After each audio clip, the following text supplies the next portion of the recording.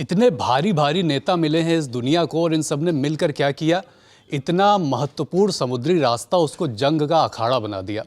Straight of Hormuz जो खबर आती है कि अब खुला है, तब खुला है, अब बंद है, अब खुला तो है लेकिन थोड़ा टैक्स लगेगा, इस पर क्या बीते दिनों डेवलपमेंट हैं और क्या रिएक्शन आए हैं, ये इस वीडियो में हम जानेंगे। कोई कह रहा है कि हम रक्षक हैं, हम खोलेंगे हॉर्मुज़, कोई कह रहा है कि हम रक्षक हैं, हम खोलेंगे, बदले में 20% लेंगे, कोई कह रहा है कि 20% थोड़ा ज़्यादा है, हम थोड़ा 10% में बात बना लेंगे। किसने क्या कहा, हॉर्मुज़ की क्या स्थिति है, बताएंगी ऋतु जी। तो 17 जून को MOU जो साइन हुआ था अमेरिका और ईरान के बीच में, उसके बाद से ऐसा लग रहा था कि स्ट्रेट ऑफ हॉर्मुज़ को लेकर जो भी टेंशन चल रहे हैं वो शायद कम हो जाए।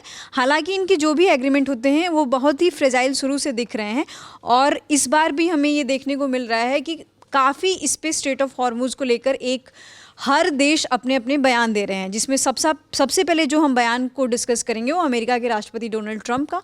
डोनाल्ड ट्रंप ने ट्रुथ सोशल पर एक पोस्ट किया था और उस पोस्ट में इस चीज़ को उन्होंने बोला था कि अब हम स्ट्रेट ऑफ हॉर्मुज़ की रखवाली करेंगे। मतलब स्ट्रेट ऑफ हॉर्मुज़ के जो रक्षक होंगे वो अमेरिका होगा और वो लोग क्या कहते हैं, गार्डियन एंजल का उन्होंने नाम दिया, एक टर्म यूज़ किया, गार्डियन एंजल। और उन्होंने बोला कि जो भी स्ट्रेट ऑफ हॉर्मुज़ में सर्विसेज दी जाएंगी वो अमेरिका के थ्रू दी जाएंगी और अमेरिका ये सारे खर्च को अकेले वहन नहीं कर पाएगा, इसलिए वह 20% लेगा।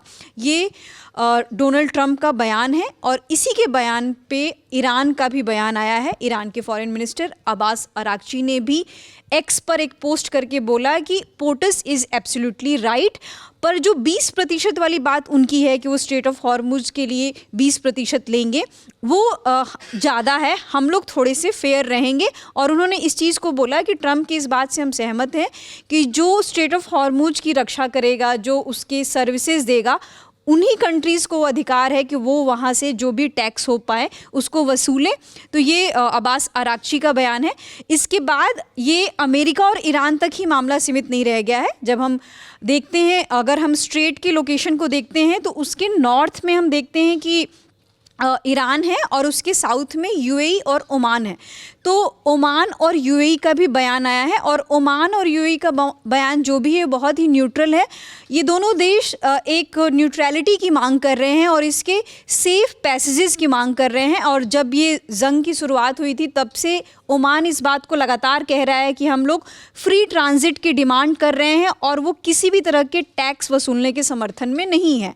और वहीं अभी हम हाल में देखते हैं कि मंडे को, यानी कि कल 13 जुलाई को UAE की 2 शिप्स पर अटैक किया गया है और उसका आरोप ईरान पर लगाया जा रहा है। हालांकि ये कंफर्म नहीं हुआ है कि वो उन सारे शिप्स पर किसने अटैक किया है, लेकिन UAE ने इस पूरे इंसिडेंट्स को कंडेम किया है और ये बोला है कि जो भी स्ट्रेट को लेकर दादागिरी चल रही है, एक साफ शब्दों में बोला जाएगा, तो वो अमेरिका और ईरान के तहत नहीं हो सकता। अब इसमें एक इंटरेस्टिंग बयान अभिषेक ये आया है कि ब्राज़ील के जो प्रेसिडेंट हैं उन्होंने भी बयान दिया है और इस पूरे इंसिडेंट्स में उन्होंने अमेरिका के राष्ट्रपति डोनाल्ड ट्रंप का जिक्र किया है।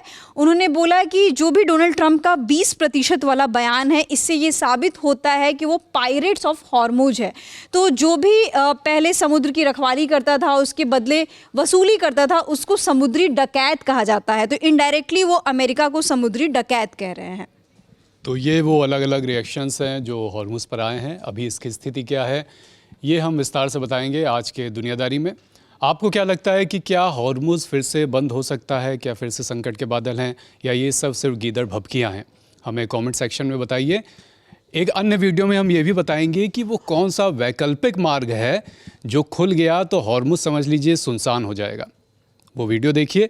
इस वीडियो में इतना ही। देखते रहिए लल्लन टॉप।